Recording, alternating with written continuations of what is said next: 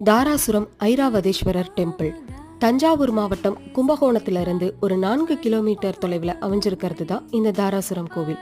சோழர்களால் கட்டப்பட்ட தஞ்சை பெரிய கோவில், கங்கை கொண்ட சோழபுரம், அதுக்கப்புறமா சொல்லப்படுற இந்த 3வது பெரிய கோவில் தாராசுரம் கோவில்.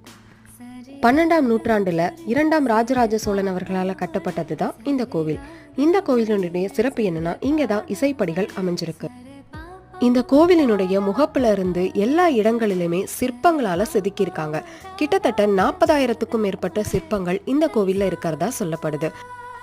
சிற்பிகளுடைய கனவு கோவிலா இந்த கோவில் சொல்லப்படுது. அதனாலதான் யுனெஸ்கோ இந்த கோவிலை உலக பாரம்பரிய சின்னமா அறிவிச்சிருக்காங்க. முதல்ல இந்த கோவில் ராஜராஜேஸ்வரம் அப்படின்னு தான் இருந்திருக்கு. பின்வரும் காலங்கள்ல தான் இந்த கோவில் ஐராவதேஸ்வரம் அப்படின்னு சொல்லப்பட்டிருக்கு. அதுக்கு காரணம் இந்திரனுடைய யானை ஐராவதம் அவருடைய சாபம் நீங்கிய தலம் இது அப்படிங்கிறதுனால இந்த கோவிலுக்கு ஐராவதீஸ்வரர்